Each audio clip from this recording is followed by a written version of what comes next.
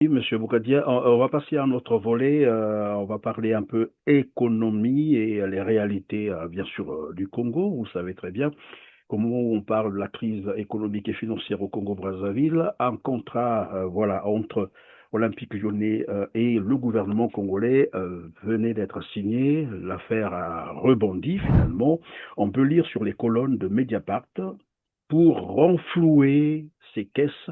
L'Olympique lyonnais s'allie avec le régime autoritaire de la République du Congo. Entre 5 et 7 millions d'euros, soit l'équivalent de 4 milliards 500 millions de francs CFA par mois sur 4 ans, bien sûr. Donc, c'est un total de 220 milliards de francs CFA que le Congo versera à l'Olympique lyonnais. Si le deal fait du bien aux finances d'un club toujours en difficulté sur ce plan-là, il pose question, car le clan du président autocrate Denis Sassou Nguesso est au cœur de l'affaire des biens mal acquis en France. Un dossier de détournement d'argent public, ce n'est pas moi qui le dis, vous pouvez lire ça sur Mediapart. Peuplée d'environ 6 millions d'habitants, la République du Congo, à ne pas confondre donc avec la République démocratique du Congo, souffre de fortes inégalités avec près de la moitié de la population qui vit sous le seuil de pauvreté. Une population qui peine encore à avoir accès à l'eau courante et à l'électricité. Quel commentaire vous inspire ce contrat? Le club lyonnais semble oublier qu'au Congo, c'est vrai que ce sont les Noirs qui habitent au Congo. Il y a des enfants qui meurent parce que les parents sont incapables de payer, d'avoir 5 francs CFA pour s'acheter un cachet de Nivaquine. Ça n'intéresse pas les dirigeants lyonnais. Hein. C'est exactement la même chose que pour la mairie de Paris, tout comme la mairie de Reims. Donc, ça, ce n'est pas étonnant que les pays ou les villes riches aillent chercher de l'argent chez ce qu'on appelle les pays pauvres. Mais ce dont je m'interroge, le PCT a tant d'argent alors qu'il a été incapable de financer son 6e congrès. Il a fallu le MPLA pour financer son congrès. Qu'est-ce que vous nous apprenez, Monsieur Bougadia? Hein. On les a vus, ils ont dit qu'ils allaient cotiser, ils ont l'argent pour ça, et certainement que c'est ce Non, qu'ils ont c'est le fait. MPLA. C'est le MPLA par solidarité.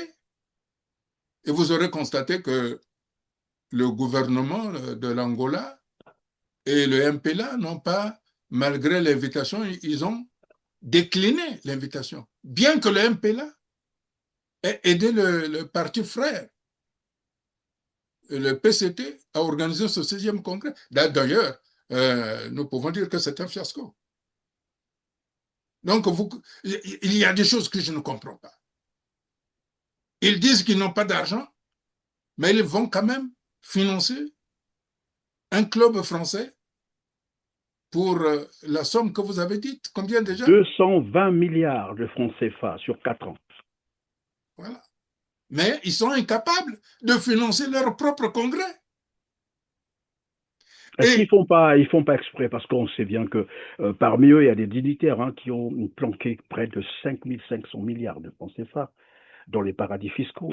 Et mais vous savez très bien, M. Perrin, que cet argent, c'est ce qu'ils ont transformé en eurobond quand même. C'est du blanchiment d'argent. c'est-à-dire, Enfin, ne soyons pas naïfs. Monsieur Boukadia, je vais revenir sur la situation évidemment socio-économique du Congo et vous conviendrez avec moi que finalement le Congo est en train de vivre un des pires mandats présidentiels, un mandat chaotique, c'est le cas de le dire, un surendettement chronique, vol et détournement massif des deniers publics, corruption généralisée, violation grave des droits humains. Crime contre l'humanité, nous l'avons dit tout à l'heure. Alors, nous sommes ici devant un cas de figure où un peuple est en danger. Comment le sauver?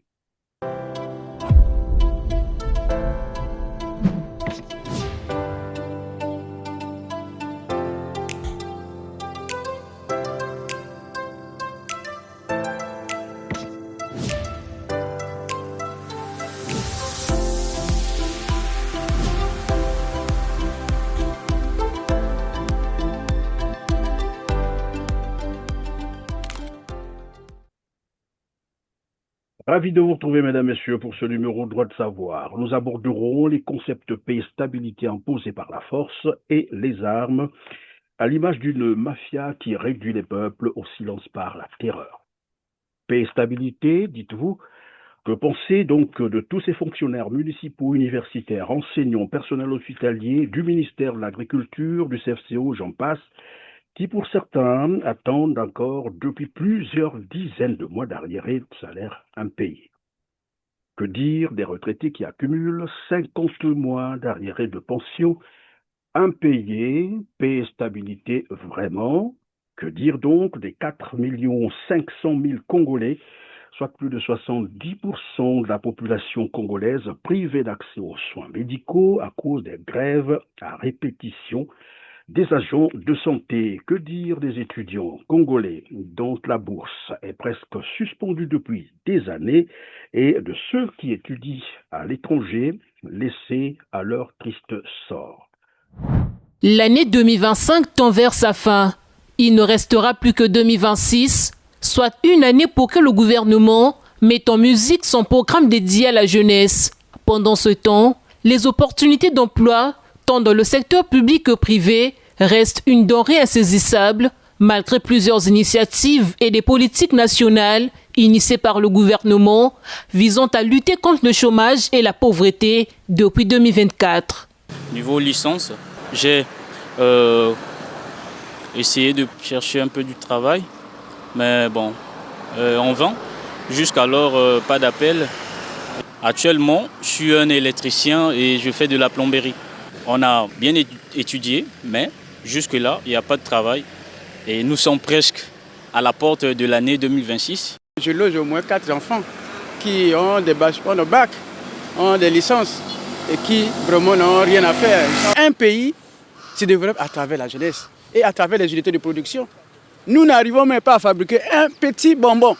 Plusieurs entités du pays sont en proie aux grèves, parmi lesquelles les structures sanitaires et l'université Marien Ngouabi, avec une incidence sur les étudiants de cet alma mater, obligés pour certains de se lancer dans les activités génératrices de revenus telles que la coiffure. Pratiquement 2 mois, il n'y a plus les cours, donc je m'exerce avec mon métier de la coiffure parce que ça me permet d'avoir quelque chose. Toutefois, nous sommes en grève, mais puisque nous sommes habitués, mais honnêtement, ça ne nous arrange pas parce que nous avons eu un retard en termes de formation. Je vais prendre l'exemple de Denis Sassou Nguesso. Denis Sassou Nguesso est toujours opérationnel. Par contre, nous, ce n'est pas le cas. Le stade Massamba Débat, sa fermeture, c'est désolant. Le Congo est détenteur d'une CAN parce que lorsqu'on parle du stade Massamba Débat, on parle sport. Et le Congo est détenteur d'une CAN et nous sommes sans ignorer que la victoire à la CAN de 72 a été un levier, a été un atout pour nous afin de résoudre certains problèmes, de réaliser certaines œuvres en matière d'économie et qui ici aujourd'hui sont toujours d'actualité. Je pense que c'est un échec total. Confrontés à une situation sociale délétère, les jeunes appellent à des réalisations concrètes en phase avec l'année de la jeunesse. Ce qu'il faut faire, c'est soutenir les jeunes qui ont des projets. Ceux qui n'ont pas de projet, leur trouver des formations afin qu'ils aient des métiers. Pour ceux qui vont encore à l'école, en tout cas contribuer à ce que les infrastructures éducatives soient de qualité. En tout cas, je pense qu'à partir de là, on pourra quand même dire que l'année de la jeunesse a été consommée. Il faudra revoir les stratégies qui permettent de valoriser les projets de la jeunesse. Parce que nous, jeunes Congolais, nous avons des projets. Mais nous créons à l'aide au secours, nous créons à l'aide au financement, ce qui n'est pas toujours bénéficié à tout un jeune. S'il y a la grève, c'est dû aux impayements des salaires. Donc j'invite vivement que le gouvernement réponde à cette situation-là. Entre le manque d'emploi des jeunes, des grèves à répétition à l'université Marien Ngouabi, dans les hôpitaux, ainsi que dans certaines entités à budget de transfert, l'urgence de mettre en œuvre des politiques essentielles au profit de la jeunesse paraît nécessaire. Paix, stabilité, à la manière de Sassou Nguesso probablement. Que penser donc du fait que 5 millions de Congolais, sur une population totale de 6 millions, n'arrivent désormais qu'à peine à se nourrir d'un demi-repas par jour?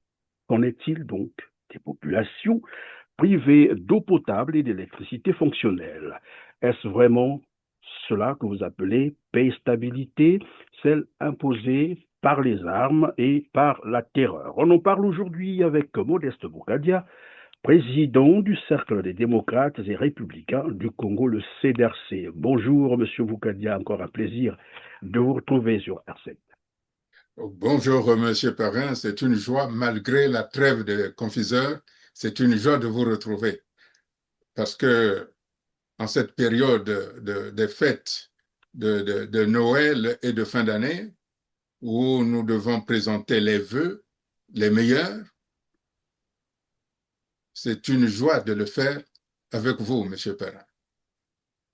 Merci, un plaisir partagé. Alors, Monsieur Boukadia, face à cette réalité sombre que vivent désormais les Congolais depuis le retour de Denis Sassou Nguesso au pouvoir par les armes, réalité que chacun peut constater sur le terrain, nous ne parlons ici que des faits, rien que des faits. Il n'y a pas de spéculation, tout le monde connaît désormais la réalité que vivent les Congolais. Quelle alternative pour sauver le peuple congolais pris en otage, c'est le cas de le dire, par un pouvoir de prédation?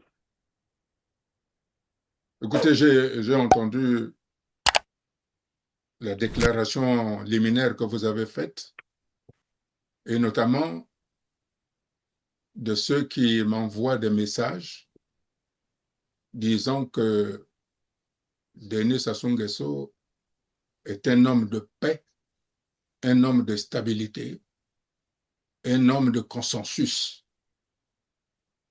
Cela m'a renvoyé, M. Perrin, au procès qui m'avait été intenté à Pointe-Noire,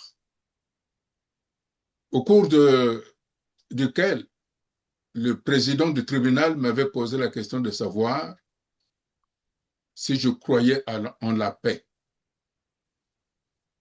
Et j'avais répondu, ce sont les mots que j'avais. Je ne crois pas à la paix de Denis Sassou Nguesso parce que sa paix à lui, c'est la paix de cimetière. Mais par contre, tout ce que je fais, mon engagement politique, est pour amener le peuple congolais à la paix qui vient de l'Union nationale. Et donc, quand quelqu'un qui,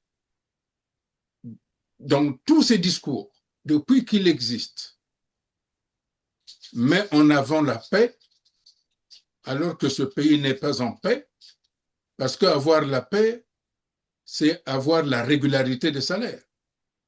Avoir la paix, c'est avoir la régularité des pensions. Avoir la paix, c'est aller dans un centre hospitalier, dans un dispensaire, pour qu'on soit bien soigné. Avoir la paix, c'est que les enfants sont dans des conditions acceptables pour leurs études. C'est ça, être en paix. Et non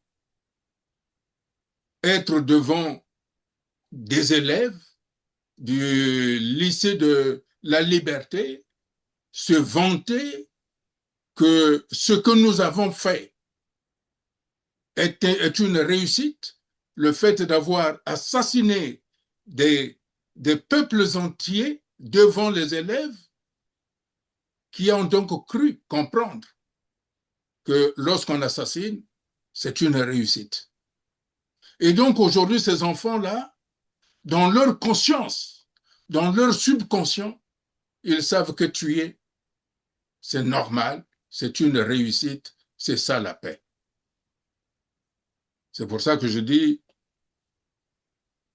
non, ce n'est pas ça la paix.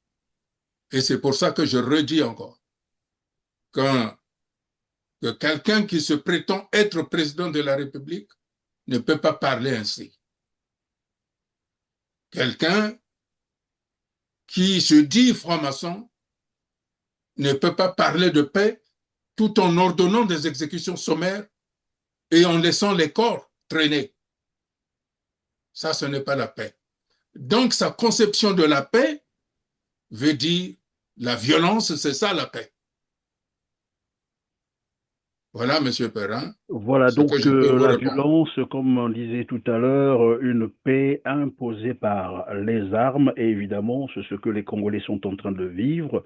Une opération a été lancée et nous ne cesserons donc de le rappeler que le banditisme, normalement, il faut le combattre, mais en application de la loi. Ici, nous n'invoquons que l'application de la loi. Malheureusement, ce qui se passe au Congo, ce sont des violations graves des droits humains, des crimes contre l'humanité. Je vais vous proposer un extrait d'une vidéo, un jeune homme qui s'est finalement retrouvé entre les mains de ces criminels et qui a eu la vie sauve grâce à ce qu'il est en train d'expliquer. Suivez, on revient sur le plateau.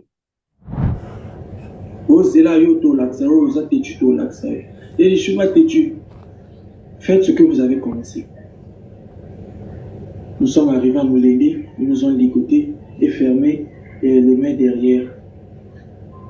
Voilà comment, je ne sais pas si c'est un colonel ou un capitaine, qui a demandé qu'on nous libère, qu'on nous ramène à l'hôpital parce qu'on avait des plaies. On avait des plaies.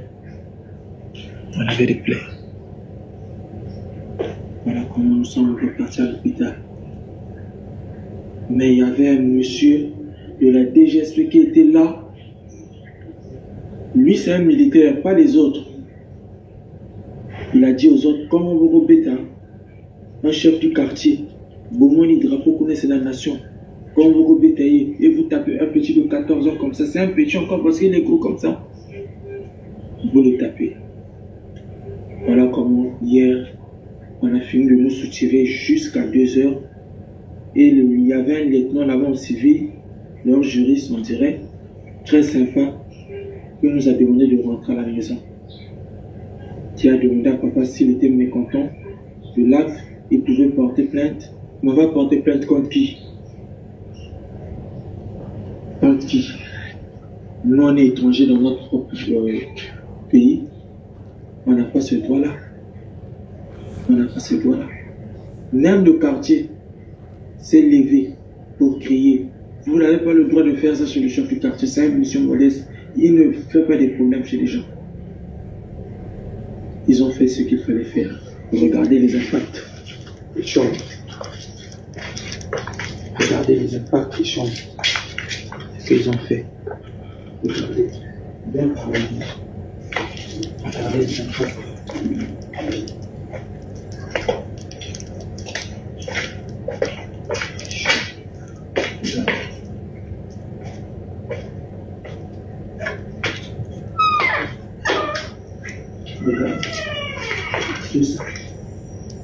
Qui va réparer ce préjudice que eux ils ont causé? Même la personne qu'ils avaient menacé, qu'il était en train de fumer, ne vit même pas chez eux. C'est un monsieur qui était juste venu exploiter le wifi, naviguer pour lui. C'est un petit du quartier juste. Regardez. Quel dommage collatéraux. Qui va reprendre les dommages collatéraux là? Je sors du CHU, je sors du CHU, malade, dans le coma pendant 1 mois. Je suis même pas encore rétabli. Il vient pour taper, au lieu de demander, même c'est le chef du quartier, mais quand ils ont besoin des informations, c'est chez le même chef du quartier qui vient demander. Vous ne respectez même pas la nation, le drapeau qui est dehors. Vous ne respectez pas. Il faut venir enlever le drapeau là puisque vous ne le respectez pas. C'est pas ça. Vous exagérez. C'est pas ça. Là, vous faites la loi à votre manière. Vous êtes des bandits ou bien des quoi là. Il faut enlever les masques. On va voir les visages. Et la nature là nous donnera raison un jour. Merci.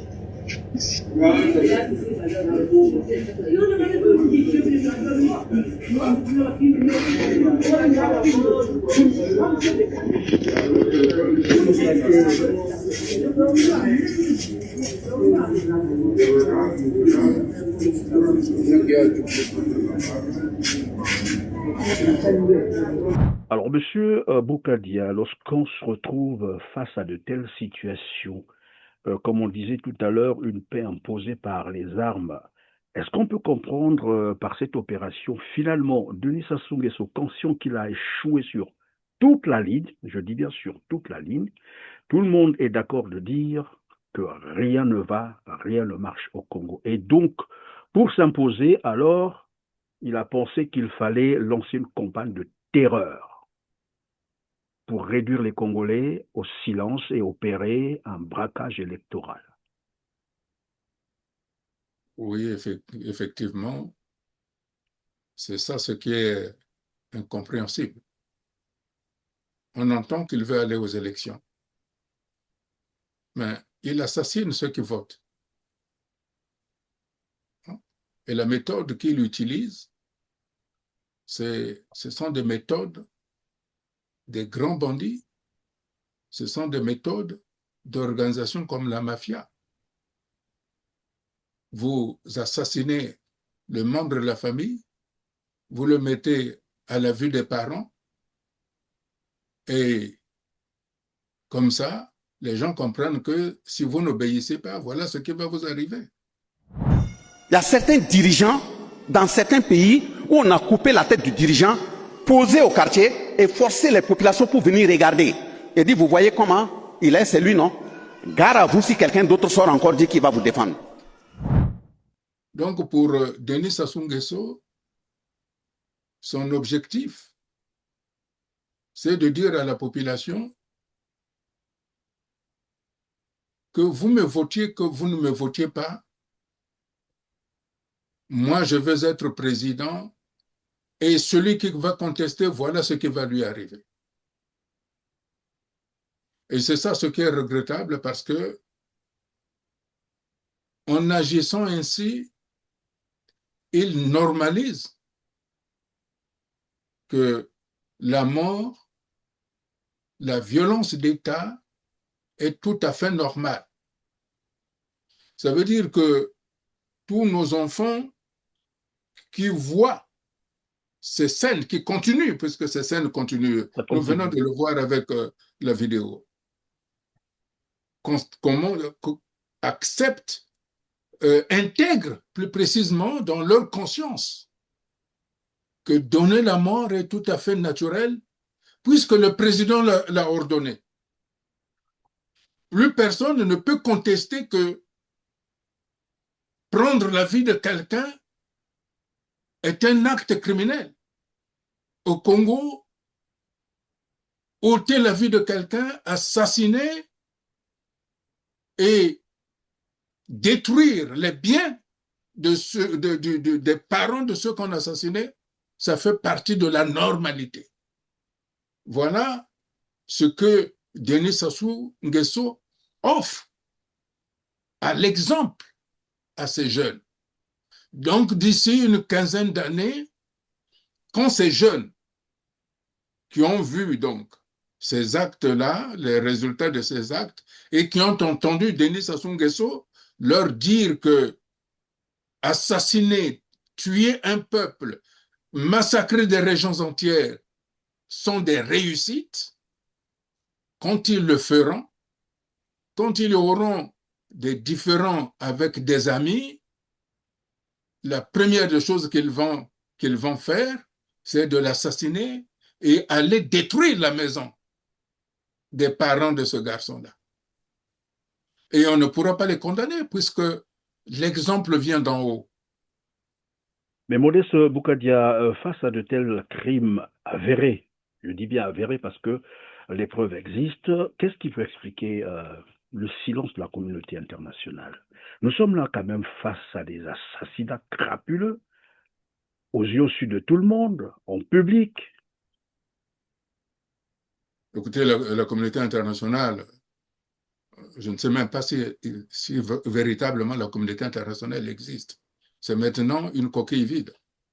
Bon, enfin, parlons des partenaires immédiats du Congo, par exemple. Donc, vous savez, je suis un peu triste.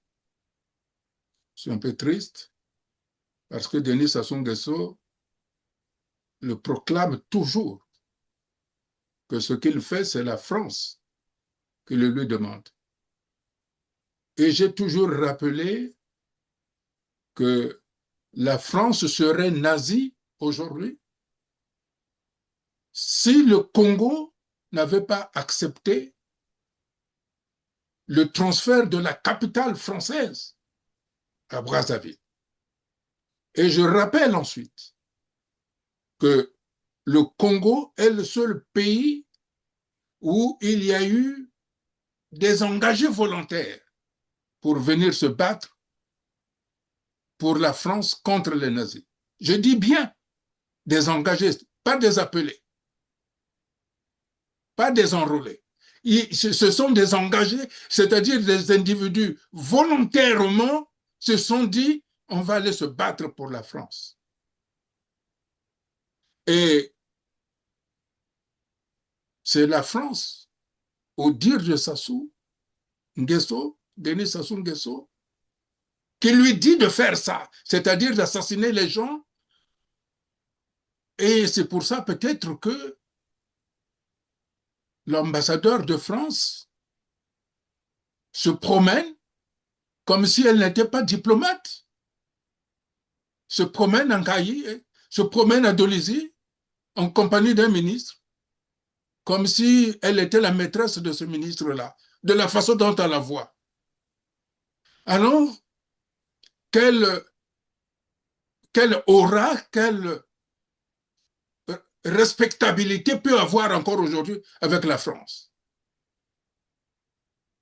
Et je suis même tenté de dire, si je m'appuie sur les faits de ce que dit Denis Sassou Nguesso, que ce que je fais, c'est la France qui me le demande, les crimes de Denis Sassou Nguesso deviennent les crimes de la France.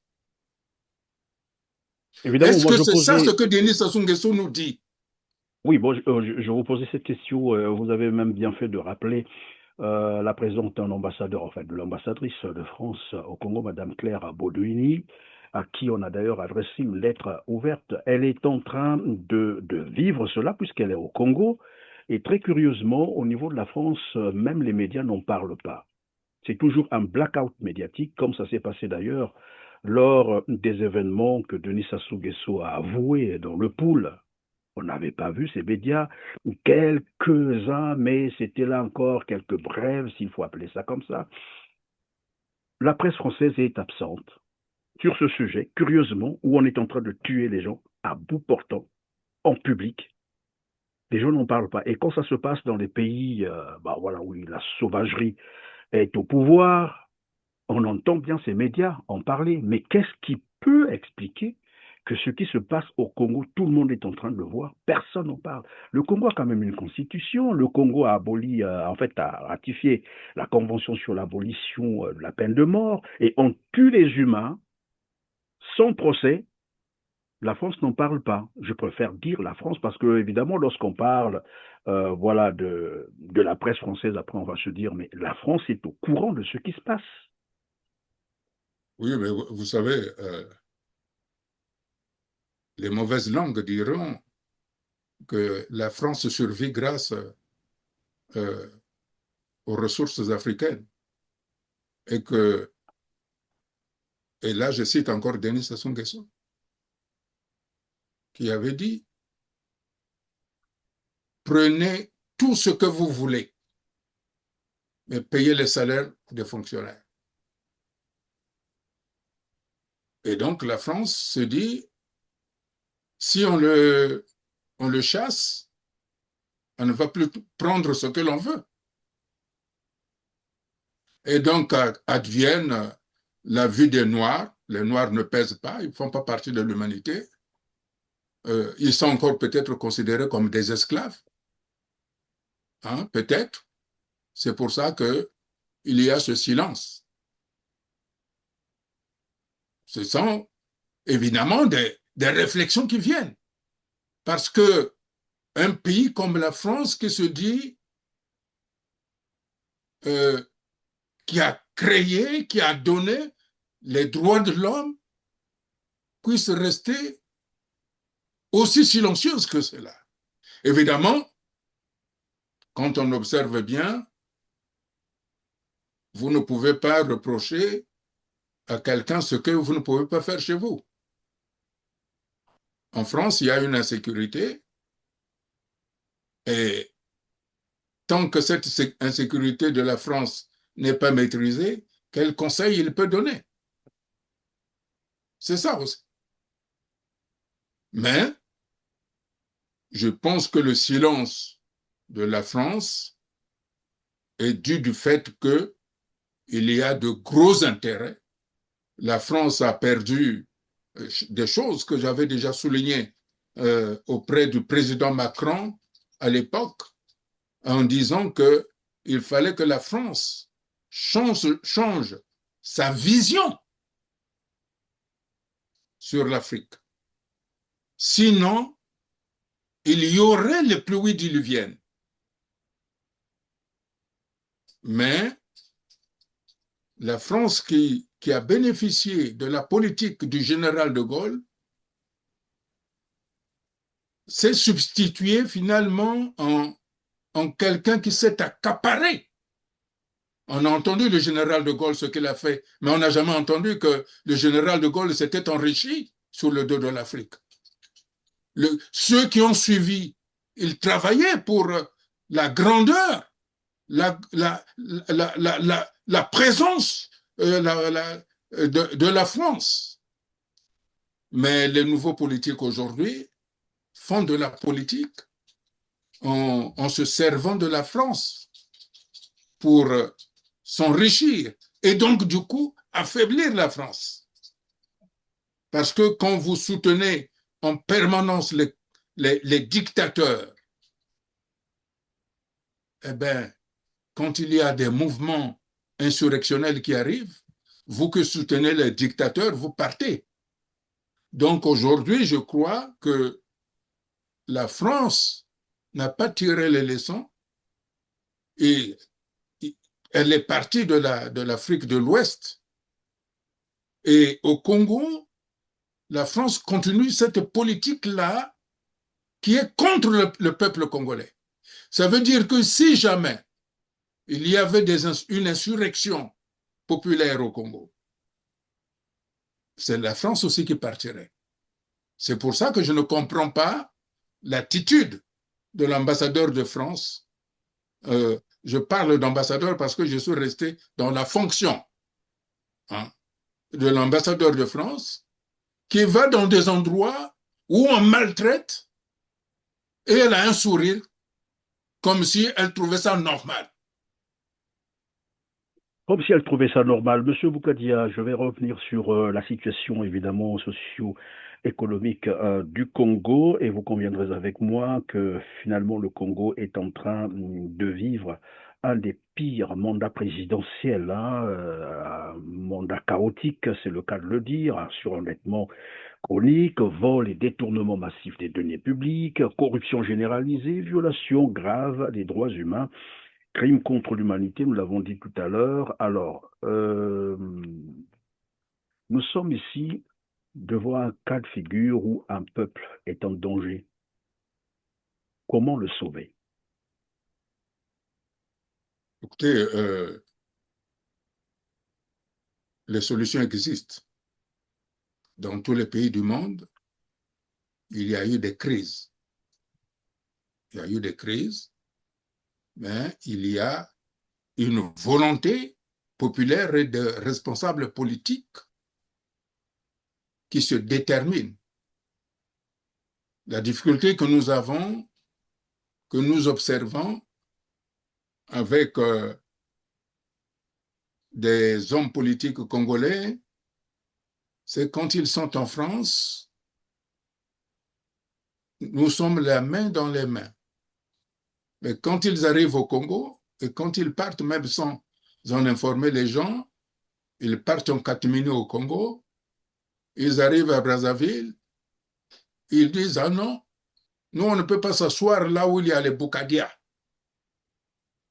C'est impossible. » Comme si Boukadia a déjà géré le Congo. Mais ces gens-là oublient qu'ils ont géré le Congo. Ou tout au moins leurs parents ont géré le Congo. Donc, s'il y a quelqu'un qui devait dire « je ne peux pas m'asseoir avec quelqu'un », c'est Boukadia quand même. Mais eux qui ont géré le Congo, dont les parents ont géré le Congo, se permettent de dire « non, là où Boukadia est, je ne peux pas m'asseoir avec Boukadia ». Qu'est-ce que Boukadia a fait? Ah non, mais vous, pourquoi vous voulez aller avec les Boukadia et les Mathias Sonzon? Vous ne savez pas que les Boukadia et les Mathias Sonzon veulent nous chasser de pouvoir? Venez, si vous avez des problèmes, exposez-les, on va les résoudre. Comment voulez-vous travailler avec des opposants comme ça? Hein? Comme si faire la politique au Congo, c'est s'opposer à des hommes politiques qui se battent pour pouvoir amener l'Union nationale. Et on dit que c'est Boukadia qui est tribal. Non, ce n'est pas comme ça. Je crois qu'aujourd'hui, et tant mieux, ça, ce sont les hommes politiques qui croient qu'ils ont, qu'ils ont des militants, mais qu'ils montrent qu'ils ont des militants, qu'ils mettent le peuple dans la rue. Quand on a des militants, on met le peuple dans la rue. Au lieu de dire, là où il y a les Boukadia, moi, je ne peux pas y être. Donc, si il y a la solution, aujourd'hui, le peuple aspire à la dignité. Et la dignité ne peut provenir que lorsque l'État est en place. Tant que l'État ne sera pas remis en place, quelle que soit la solution que l'on pourra proposer, ça ne pourra pas marcher. C'est pour ça que je dis, il n'y a pas plusieurs choix possibles. Ou on va vers la restauration de l'État, c'est-à-dire Topesa, ou on est avec le PCT. Il n'y a pas une troisième voie. Ça n'existe pas.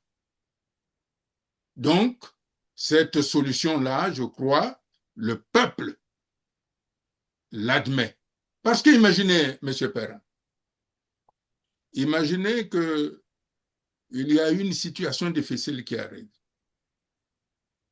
Vous voyez, ce que je reproche à Denis Sassou Nguesso, c'est que le peuple congolais est un peuple qui peut s'avérer violent.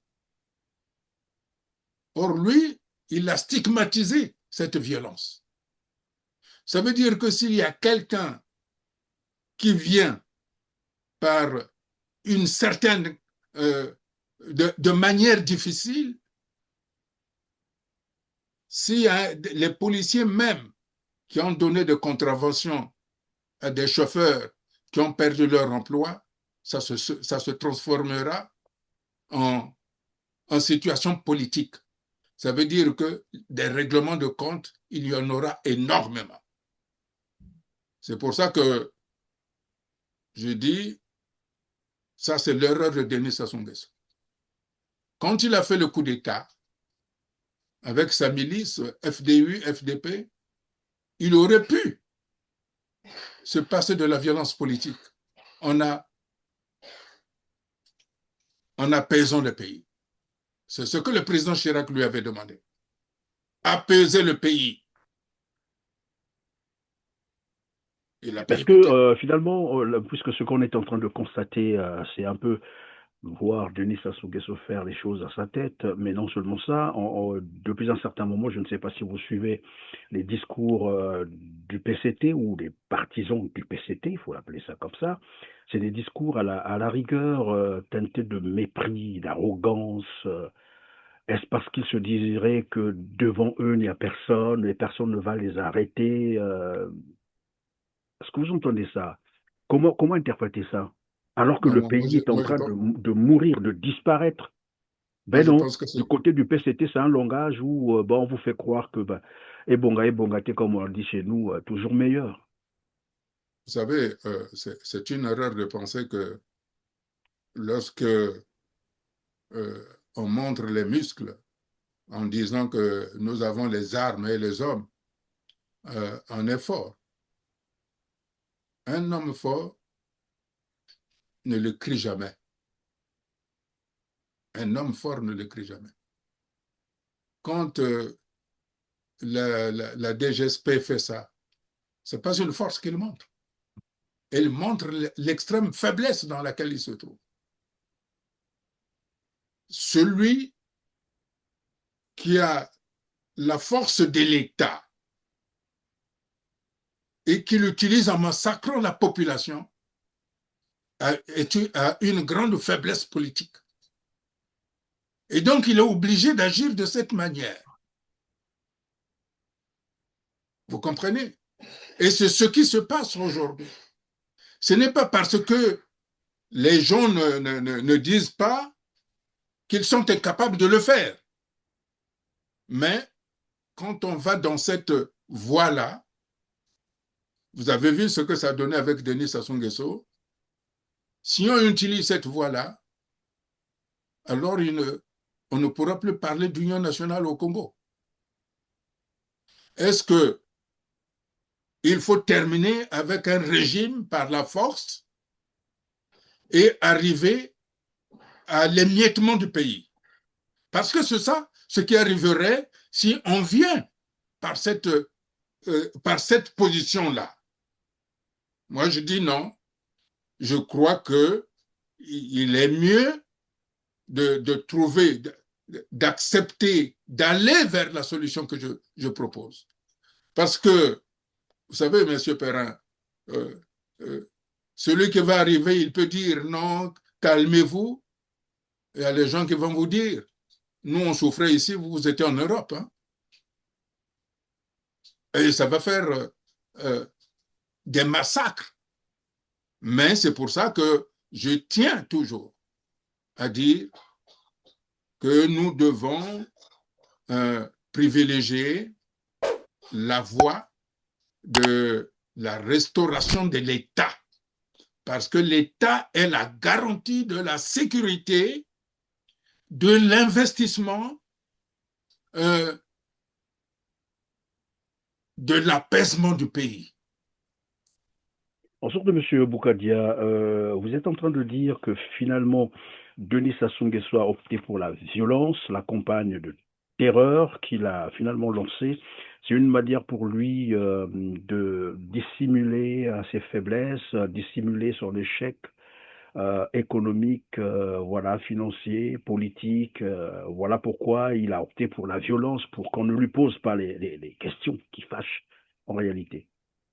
Mais naturellement, enfin, je suppose qu'il sait ce que c'est qu'être un chef d'État, chef de l'État et un président. Il a tous les leviers pour qu'il n'y ait pas de violence. Mais s'il use de la violence, c'est parce qu'il a une faiblesse politique. C'est ça. C'est ça la difficulté de Denis Sassou Nguesso. Il a une faiblesse politique. Contrairement à ce que l'on m'écrit, ah non, Denis Sassou Nguesso est aimé par le peuple. Mais Kadhafi était aimé par son peuple. Hein? Mobutu était aimé par son peuple. Hein? Voilà. Donc aujourd'hui, quand on me dit Denis Sassou Nguesso est aimé par le peuple, qu'on me dise que Denis Sassou Nguesso voudrait que le peuple l'aime, ça change. Mais à ce moment-là, s'il veut que le peuple l'aime, alors il doit cesser la violence. Il doit aller vers l'expression politique. Oui, Monsieur Boukadia, on va passer à un autre volet. On va parler un peu économie et les réalités, bien sûr, du Congo. Vous savez très bien comment on parle de la crise économique et financière au Congo-Brazzaville. Un contrat, voilà, entre Olympique Lyonnais et le gouvernement congolais venait d'être signé. L'affaire a rebondi finalement. On peut lire sur les colonnes de Mediapart: pour renflouer ses caisses, l'Olympique lyonnais s'allie avec le régime autoritaire de la République du Congo. Entre 5 et 7 millions d'euros, soit l'équivalent de 4 milliards 500 millions de francs CFA par mois sur 4 ans, bien sûr. Donc, c'est un total de 220 milliards de francs CFA que le Congo versera à l'Olympique lyonnais.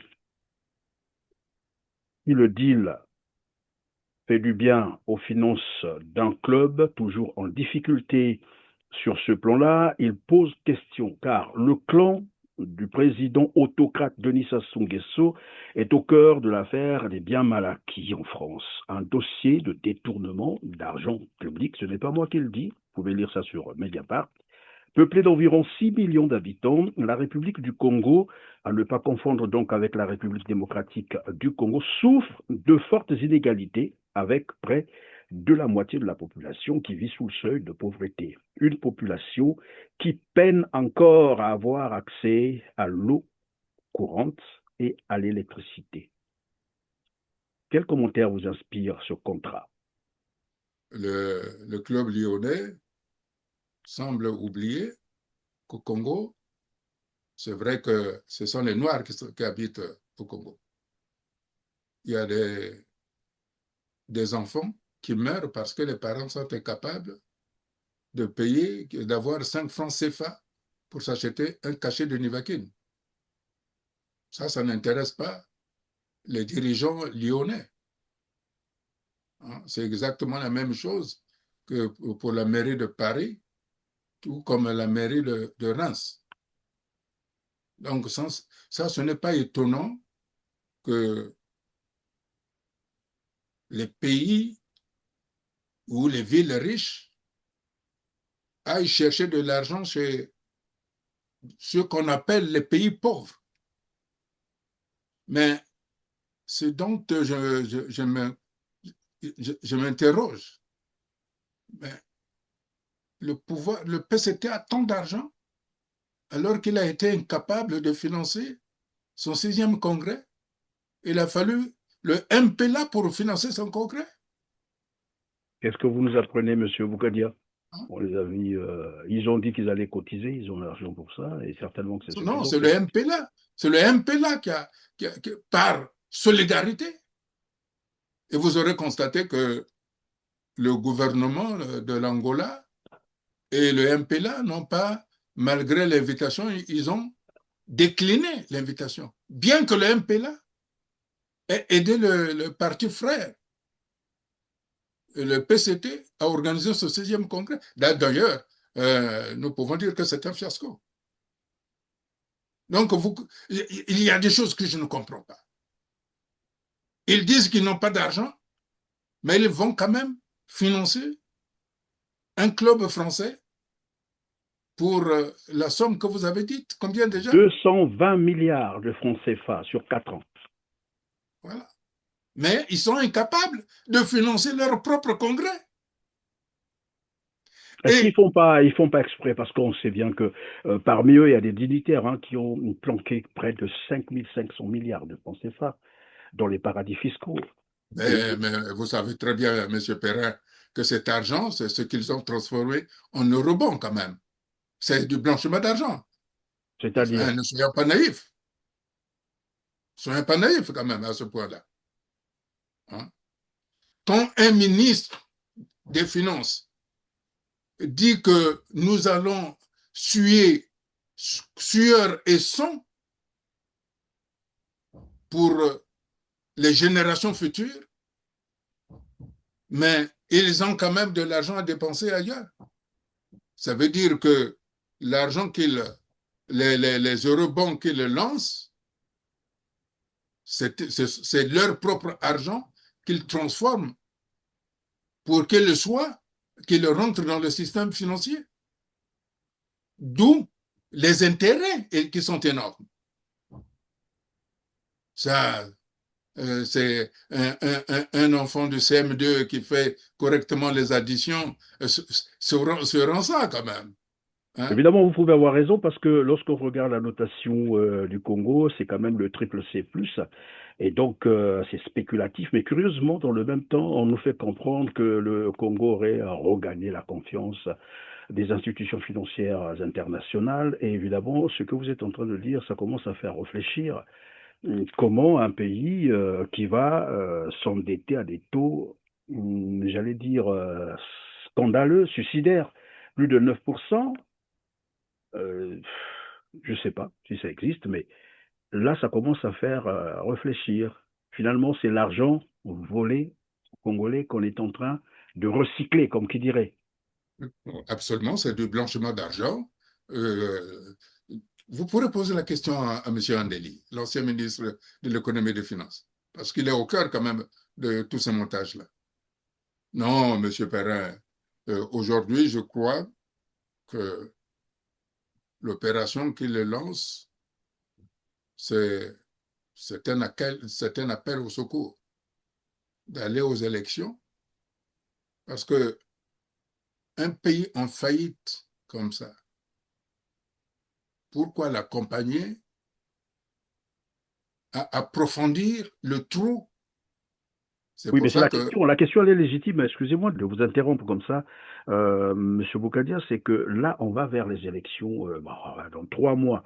Ce qui est vrai, c'est que le scrutin, tel que les choses sont parties, hein, c'est presque acté.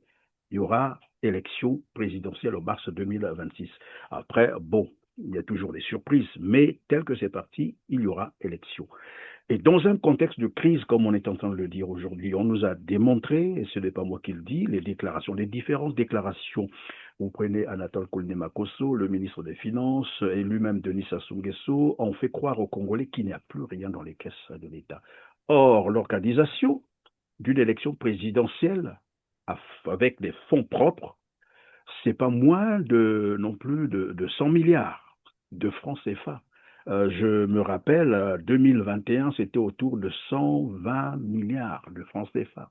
Et donc le Congo va encore sortir plus de 100 milliards de ses caisses, alors qu'on est en train de nous dire qu'il y a une crise, pour organiser j'allais dire, un simulacre d'élection.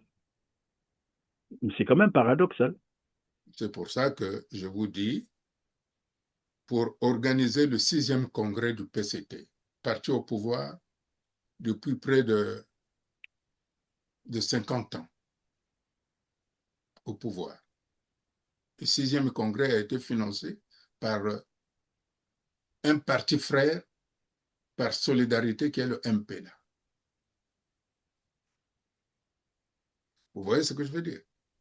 Où vont-ils trouver l'argent pour organiser les élections? La fausse monnaie peut-être. Ou alors l'argent des narcotrafiquants. À moins que ce soit l'argent qui provienne de la vente des passeports aux partis et aux organisations terroristes comme le Hamas, le Hezbollah et les Houthis du Yémen, comme l'a reconnu M. Mboulou Zéphirin. Mais est-ce que cela peut rapporter les milliards qu'ils ont besoin? Vous savez, ce sont des opérations. Hein. Ce sont des opérations. Vous savez, les deals, ça passe. Hein? Au moins, l'avantage avec M. Zéphirin Mboulou, il nous a confirmé qu'il y a des liens très solides avec les organisations terroristes. Et donc,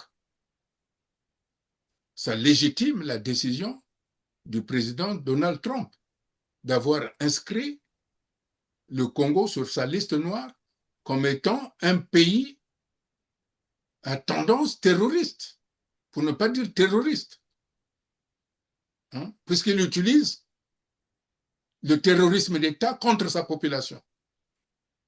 C'est du terrorisme ce qu'ils font.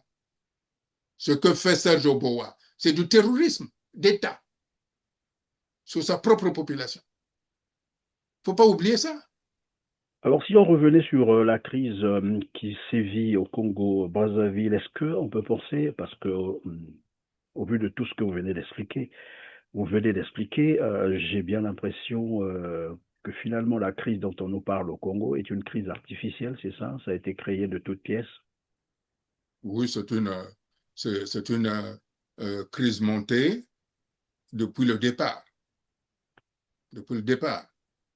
C'est pour ça que je ne comprends pas que des gens disent que l'opposition doit faire appel à l'armée, alors que nous savons très bien que cette armée, elle est illégitime puisqu'elle est issue d'un groupe paramilitaire appelé FDU-FDP. Tous les officiers qui sont dans les forces armées congolaises sont issus ou ont été membres ou sont membres du groupe paramilitaire FDU-FDP. Donc forcément, ils ne peuvent ni garantir la sécurité des élections, ni la sécurité du peuple.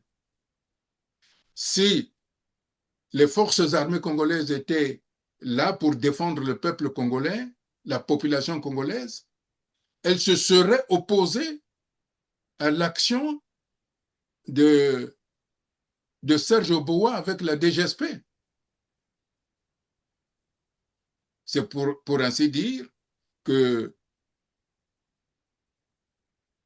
ce qui se passe au Congo, c'était prémédité depuis le coup d'État contre la présidence légitime du président Lussuba. Mais ça grâce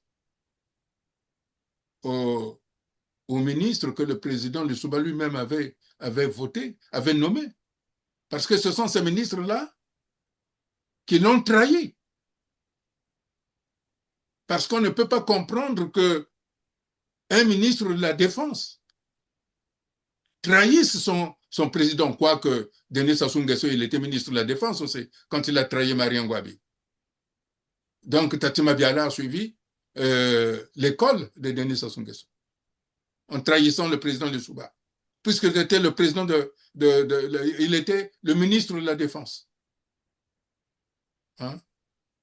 Donc tout ce que nous vivons aujourd'hui, nous ne le vivrions pas si le PADES ne l'avait pas permis. C'est pour ça que, dès le départ, cette crise, cette faillite est un montage pour pouvoir aider certainement les partenaires et les amis de Denis Sassou Nguesso. Même si je sais qu'aujourd'hui, les biens des dirigeants congolais qui sont en Europe seront saisis ou ont été déjà saisis. Voilà. Monsieur Boukadia, à l'allure où vont les choses, si on peut être mais vraiment réaliste, l'élection aura lieu, ce qui est vrai. Denis Sassou Nguesso va encore traficoter ses résultats, c'est connu. Vous en appelez à un dialogue, mais qui apparemment n'est pas de l'oreille de Denis Sassou Nguesso. Il ne veut rien savoir. Qu'adviendra-t-il après l'élection? Non, Monsieur Perrin, il faut être juste. Je n'ai jamais appelé à un dialogue avec Denis Sassou Nguesso. Non, vous en appelez à un dialogue, le Topessa. Vous parlez de Topessa, c'est-à-dire les Congolais. Je ne l'ai pas dit avec Sassou Nguesso. Voilà. Non, pas avec Sassou Nguesso. Pour moi, Denis Sassou Nguesso, dans ma tête, il n'existe plus. C'est quelqu'un qui a trahi le Congo. C'est quelqu'un qui nous a mis en difficulté avec de nombreux pays, que ce soit la RDC, que ce soit l'Angola. C'est-à-dire avec la RDC, que s'est-il passé? Que ce soit avec le Rwanda, que ce soit avec la France, que ce soit avec les États-Unis, que ce soit avec Israël. Hein? C'est quelqu'un qui a trahi notre pays partout. Et c'est pour ça que je dis, Denis Sassou Nguesso est l'adversaire de tous les Congolais. C'est pour ça que je demande aux responsables des partis politiques qui se disent soi-disant opposés aux élections, mais qui disent en France qu'ils vont participer aux élections. Mais au lieu de dire aux Français qu'ils vont participer aux élections, qu'ils le disent aux Congolais. Hein? Ils se disent soi-disant opposants qui vont organiser une conférence à l'Assemblée nationale, dans une salle de l'Assemblée nationale, avec le soutien de la vice-présidence de l'Assemblée nationale, donc de la France insoumise, alors que ce sont des opposants, alors qu'ils accompagnent Denis Sassou Nguesso aux élections. C'est quoi cette affaire-là? Hein? Je pensais que Jean-Luc Mélenchon était contre le régime sanguinaire de Denis Sassou Nguesso.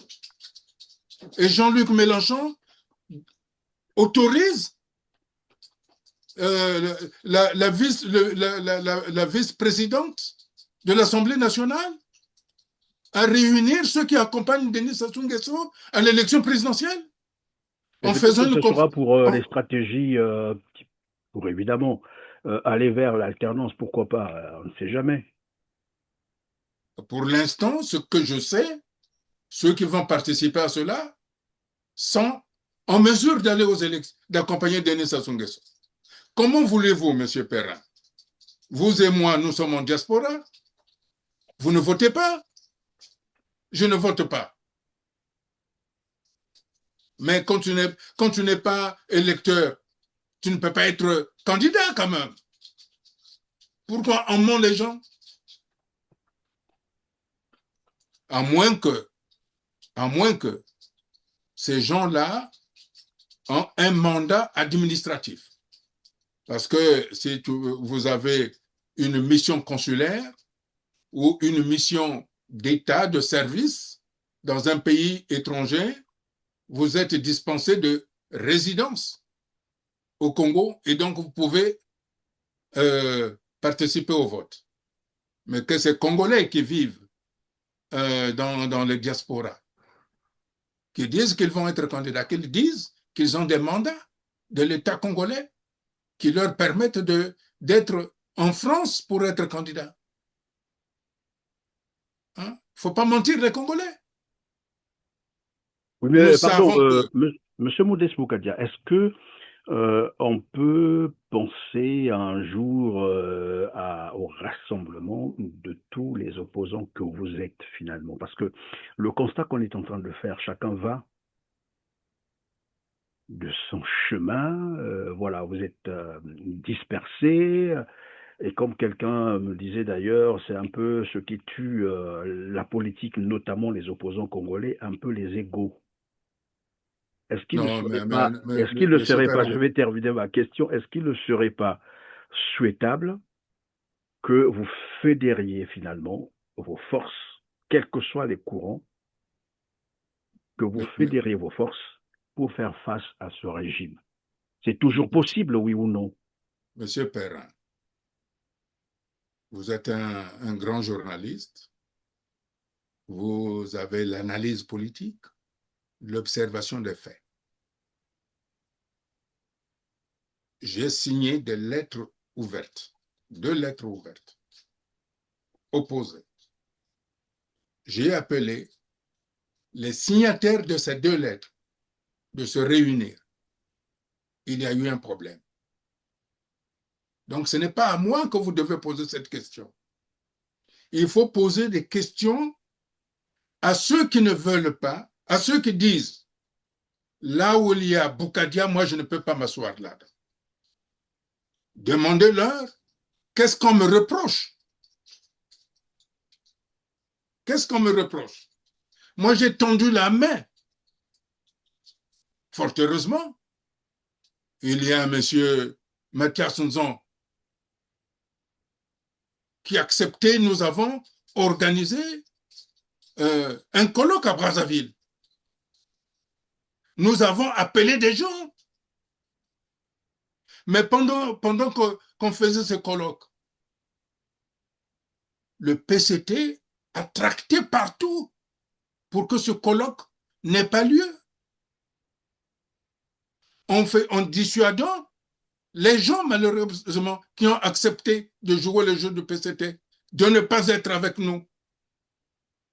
En disant, mais vous allez là-bas, mais ces 2-là, ils veulent chasser Sassou. Hein? Si vous avez des problèmes, dites-nous, on va les régler. Et les gens acceptaient. Ah bon, mais c'est une première pour moi d'entendre ça. Donc, il faut comprendre que ce n'est pas de notre côté. C'est qu'il y a des gens qui disent, quand vous dites opposition, il faut savoir de quelle opposition vous parlez. Prenez le cas de M. Tati Mabiala, qui a été nommé chef de l'opposition. Il était au Congrès, non? Oui, on l'a vu là. Alors.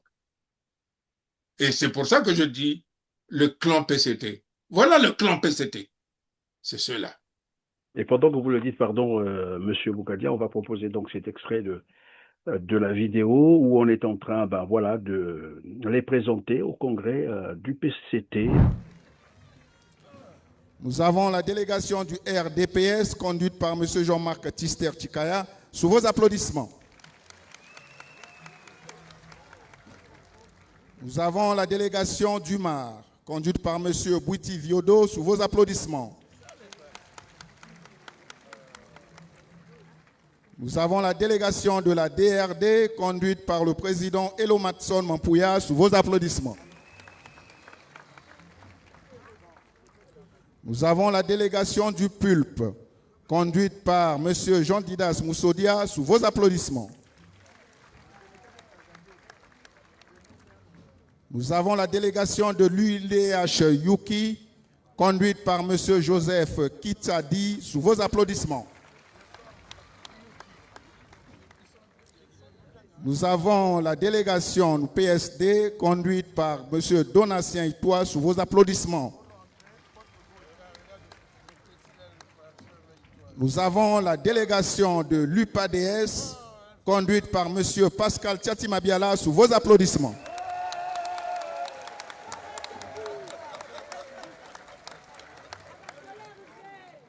Voilà, ils étaient, comme vous avez dit, je ne sais pas si le congrès en question est déjà terminé, mais bon, ils ont pris part au congrès du Parti congolais du travail. Est-ce que ça s'explique finalement?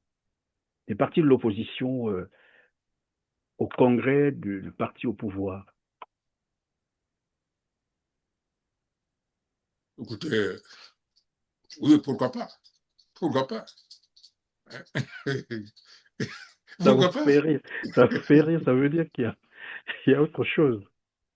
Vous savez, quand j'ai proposé la date de la fête nationale du 28 novembre, qui est une fête donc qui rassemble tous les Congolais, où on aurait dû inviter tous les Congolais. Je n'étais pas invité. Parce que je pense que je ne corresponds pas à ce que je sois Congolais par rapport à eux. Ou au profit donc, si Tati Mabiala est allé là-bas, c'est que, vous le savez quand même que tous les cadres du PCT ont été formés à l'école du parti dont le directeur était Pascal Tati Mabiala. Vous le savez, ça? Oui, quelqu'un me disait d'ailleurs, c'est l'idéologue même du parti. C'est l'idéologue du PCT. Donc, c'est tout ce que le Congo connaît, subit. Le professeur, c'est Pascal Tati Mabiala. Quand tu sortais des classes de Pascal Tati Mabiala, tu étais directement en catégorie A1, la plus élevée. C'est-à-dire sans rien dans la tête en ce qui concerne l'administration, mais tu étais classé. Donc, c'est tout à fait normal que ce monsieur, ministre de la Défense de la République, sous le régime de président Pascal Lissouba, qui aurait dû être républicain, avait préféré trahir le président qui lui avait fait confiance. Monsieur Boukadia, et c'est la première fois, oui, et c'est la première fois au monde où un chef de l'opposition est nommé par décret. C'est la première fois au monde. Inédit alors. Voilà. Merci, Monsieur Modeste Boukadia. Nous sommes à la fin de cette émission. C'est aussi presque la fin de l'année. Vous avez probablement un message particulier à adresser à ceux qui nous suivent, Congolais en particulier. Oui, en tout cas, c'est une joie de me retrouver de nouveau en face du peuple congolais, rien n'est impossible. Rien n'est impossible si on met la fatalité de côté. Je sais que le peuple congolais est un peuple fort, un peuple dynamique, un peuple capable de soulever les montagnes. Dès lors, la voie lui est tracée. Le peuple congolais a su montrer la voie lorsqu'on avait dit que le pays est en danger, soi-disant, et ils ont débarqué le président Youlou.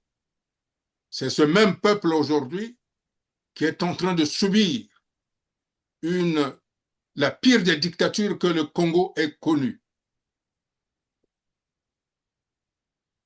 C'est ensemble, toutes les ethnies, toutes les régions ensemble, que nous devons vaincre cette dictature. 2026 qui arrive doit nous donner cet espoir, cette espérance. Demain, le Congo nouveau sera présent. Sera présent parce que vous le voudriez. Parce que vous, peuple congolais, du nord au sud, du centre au ciel et de l'ouest à l'est, vous le vouliez. Parce que rien n'est impossible s'il y a l'union nationale. Nos pères fondateurs, le président Fulbert Youlou, le président Jacob Pango, le président Kikunga Ngot, le président Félix Tshikaya nous avaient montré la voie. C'est cette voie-là que nous devons suivre, la voie de l'unité nationale. C'est cette voie-là qui nous permettra de mettre en place Topesa, c'est-à-dire la restauration de l'État. L'État, c'est la garantie pour tout le monde. C'est l'État qui permet la sécurité de tous, de toutes les filles et de tous les fils du pays. Certes, nous souffrons, mais que cette souffrance-là nous donne cette volonté qui soulève les montagnes. Et je sais que le peuple congolais, vous avez cette volonté, cette force et ce courage. Ce que le président Fulbert Youlou avait fait avec Jacob Pango, ce que le président Letembe Ambili a fait avec Bernard Kolela, c'est cette voie-là que nous devons suivre. C'est cette voie-là. Comme on dit chez nous, le mari de maman, c'est toujours papa. Aujourd'hui, c'est cette voie-là que nous devons suivre. N'oublions pas que ce soit au nord qu'au sud, le mari de maman est toujours papa. C'est la voie. C'est cette voie que nous devons suivre pour que le Congo nouveau que nous appelons de tous nos voeux soit en 2026.